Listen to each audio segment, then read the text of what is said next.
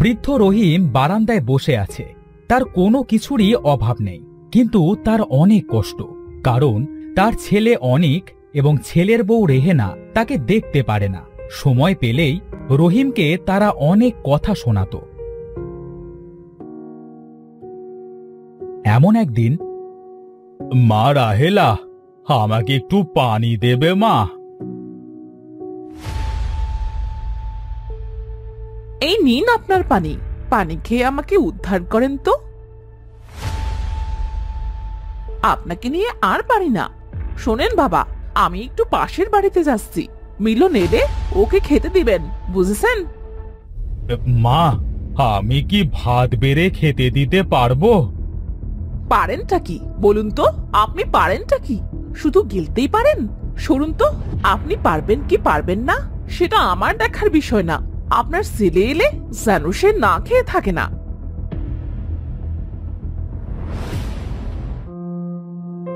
আমি তো এদের কম যত্ন করি না।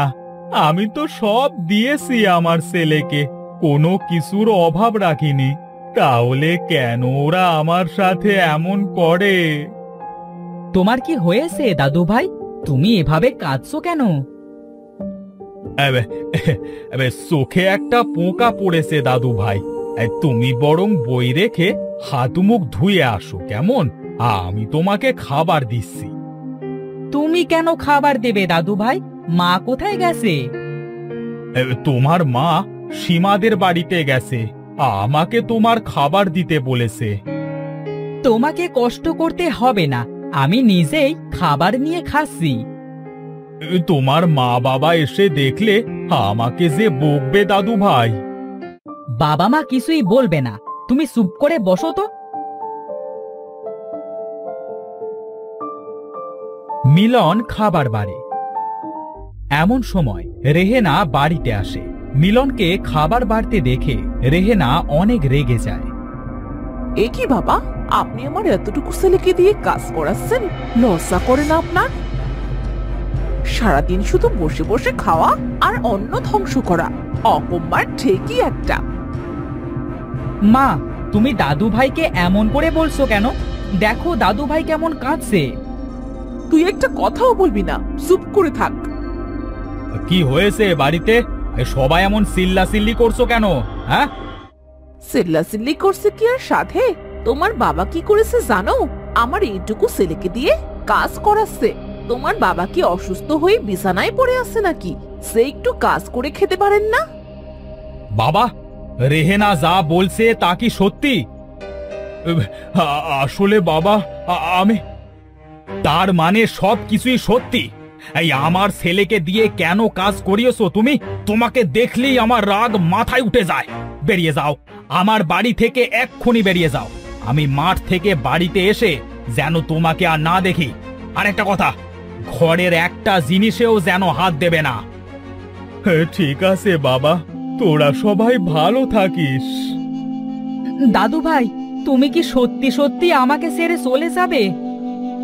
মিলনের কথায় রহিম কোনো উত্তর না দিয়ে কাঁদতে কাঁদতে বাড়ি থেকে বেরিয়ে যায়।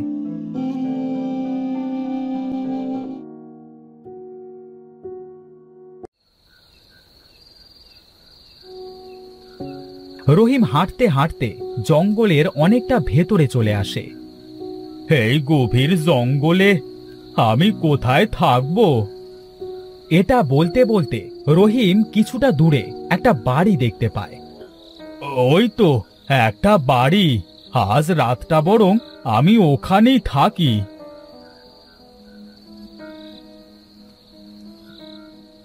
বাড়িতে কেউ কি আছেন? বলি, বাড়িতে কেউ আছেন কি? না, কেউ তো সাড়া শব্দ দিচ্ছে না। আমি ঘরের ভেতরে যেয়ে দেখি তো কেউ আছে কি না।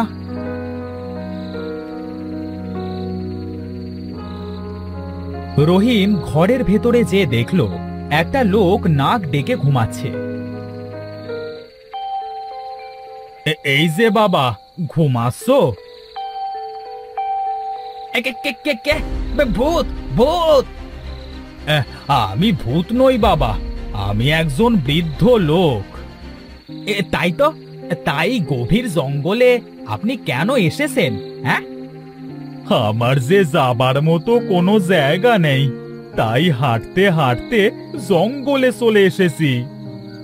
আর চাচা, আপনি কাঁদছেন কেন? কাঁদবো না তো কি করব, আমার যে বড় পোড়া কপাল, আজ আমার সব থেকেও কিচ্ছু নেই। কেন, কি হয়েছে চাচা? কেউ কি চুরি করে নিয়ে গেছে নাকি? তারও ওপরের কিছু বাবা, আমার ছেলে আর ছেলের বউ মিলে বাড়ি থেকে বের করে দিয়েছে। আমার বাড়িতে কোনো কিছুর অভাব নেই, কিন্তু একটা জিনিসও আমাকে আনতে দেয়নি। আমার বাবার দেওয়া একটা আংটি আছে, সেটার কথা আমার খুব মনে পড়ছে। আহারে, আপনার তো সত্যি অনেক কষ্ট। আপনি যদি চান তাহলে আমি আপনাকে আপনার বাবার দেওয়া আংটিটা এনে দিতে পারি। সত্যি এনে দিতে পারবে তুমি? কিন্তু কিভাবে এনে দেবে আমার আংটিটা যদি ধরা পড়ে যাও? হ্যাঁ, এই সিরাজ চোর কখনো কোনো কিছু চুরি করতে যেয়ে ধরা খায়নি। কারণ আমি বুদ্ধি দিয়ে চুরি করি। কি, তুমি চোর বাবা? হ্যাঁ চাচা, আমি একজন চোর। চুরি না করলে আমি খাবো কি? তুমি এই গভীর জঙ্গলে কেন থাকো বাবা? আমার যে বাবা মা কেউ নেই, কার কাছে থাকবো আমি? যাদের বাবা মা আছে তারা মূল্য দেয় না, কিন্তু যাদের বাবা মা নেই তারাই জানে বাবা মা কতটা আপন। আজ থেকে আমি তোর বাবারে ছেলে, তুই আর কাঁদিস না। সত্যি বলছো তুমি? তাহলে আজ থেকে আমি তোমাকে বাবা বলে ডাকবো। তুমি আমাকে বলো তোমার কি কি চাই। তোমার ছেলের বাড়ি থেকে আমি তোমার জন্য সব কিছু উদ্ধার করে এনে দেব। আমার আংটিটা নিয়ে আসবি, আর আমার ঘরে একটা পুরাতন চাদর আছে, সেই চাদরটা নিয়ে আসবি। আর কিছু না বাবা? হ্যাঁ, আরো অনেক জিনিস আছে, আমাকে নাম বলতে দে। রহিম সিরাজকে অনেকগুলো দামি দামি জিনিসের কথা বলে। ওরে বাবা, এগুলা তো অনেক দামি দামি জিনিস। বাবা, তুমিও আমার সাথে যাবে? তুমি বাড়ির বাইরে অপেক্ষা করবে, আর আমি ভেতরে যাব। আমি যে কি করব রে বাবা, আমি গেলে তুই যদি ধরা পড়ে যাস? আমি কেন ধরা পড়বো বাবা? তুমি তো বাইরে থাকবে।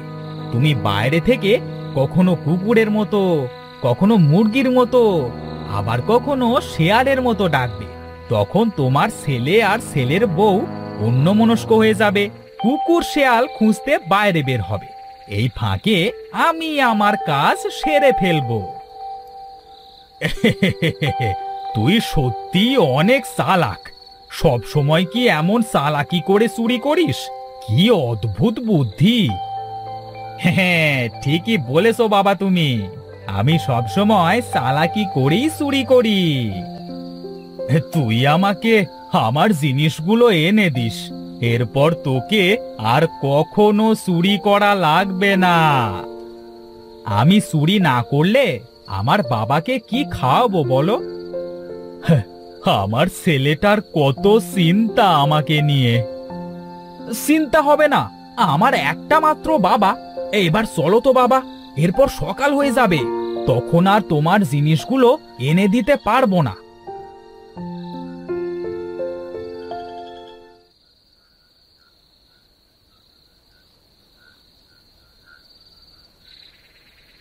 রহিম আর সিরাজ একসাথে অনেকদের বাড়িতে যায় চুরি করবার উদ্দেশ্যে।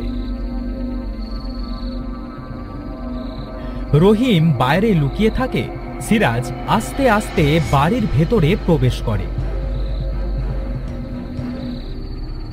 বাড়ির ভেতরে তো চলে আসলাম। বাবা এই ঘরটার কথাই বলেছিল। সিরাজ ঘরের কাছাকাছি আসতে রহিম একবার কুকুরের মতো আর একবার মুরগির মতো ডাকতে শুরু করে। আরে, বাবা তো ডাকা শুরু করে দিয়েছে।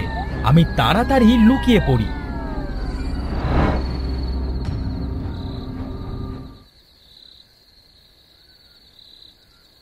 এই ওঠো না, ওঠো। আরে ডাকছো কেন এভাবে? হ্যাঁ, মনে হচ্ছে কুকুরে আমার মুরগি ধরেছে, চলো তো সে দেখে আসি। আচ্ছা ঠিক আছে, চলো। অনিক আর রেহেনা বাইরে মুরগি খুঁজতে যায়। এই ফাঁকে সিরাজ অনিকের ঘরে যায়।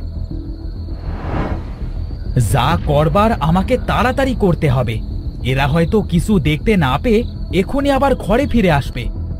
বাবার এই বাক্সটা চাবি কোথায় রেখেছে এরা? বাবা বলেছিল চাবিটা সব সময় তার ছেলের বউয়ের মাথার বালিশের নিচে থাকে। সিরাজ আর দেরি না করে তাড়াতাড়ি চাবিটা খুঁজে বের করে বাক্সটা খুলে ফেলে।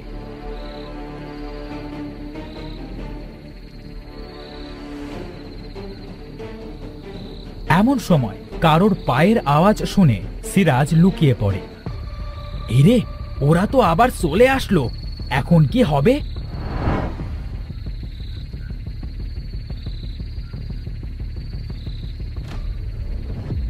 তুমি খালি খালি আমার কাঁচা ঘুমটা ভাঙালে। আমি যেটা শুনলাম সেটাই তো বললাম। দেখেছো দেখেছো, শিয়ালে ডাকছে আর মুরগি। চলো তো আবার যেয়ে দেখি। ঠিক আছে, চলো তো দেখি।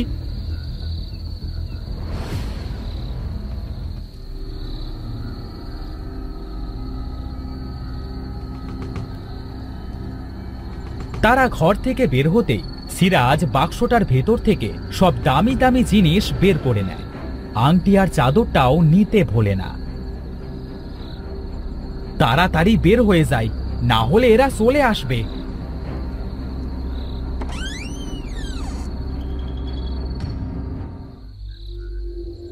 আরে, কিছু একটা পড়ার শব্দ হলো না? তার মানে কি আমাদের বাড়িতে চোর এসেছে? চলো ঘরে যেয়ে দেখি তো।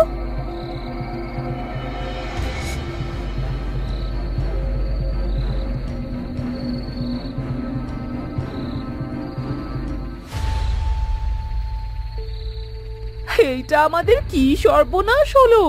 আমাদের দামি দামি সবকিছু যে চোরে নিয়ে গেল, সাথে বাবার জাদুর আংটি আর চাদরটাও নিয়ে গেছে। এখন আমাদের কি হবে?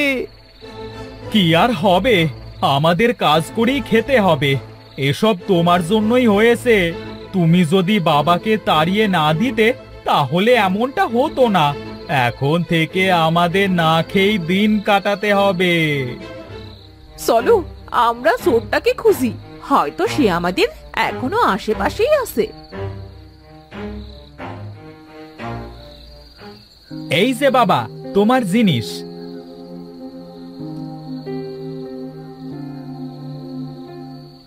ওরা আমাদের খোঁজবার জন্য আমাদের কাছে চলে এসেছে। এই চাদরটা দে আমার কাছে।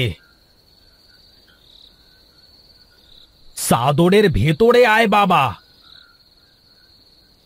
হে জাদুর চাদর, আমাদের জঙ্গলের ভেতরে ছোট্ট কুটিরে নিয়ে যা। চাদর তাদের ছোট্ট কুটিরে নিয়ে যায়। এটা কি হলো বাবা? আমরা এত তাড়াতাড়ি কিভাবে চলে আসলাম?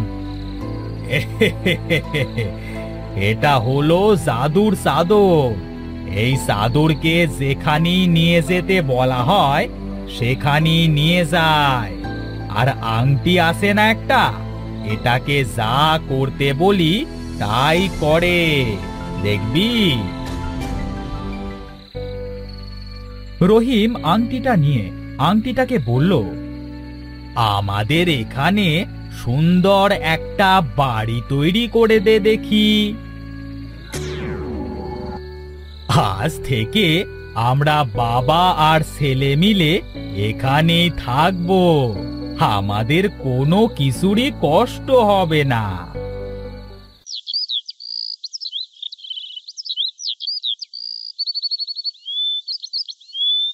এরপর থেকে চালাক চোর আর বৃদ্ধ একসাথে জঙ্গলের বাড়িতে বসবাস করতে থাকে।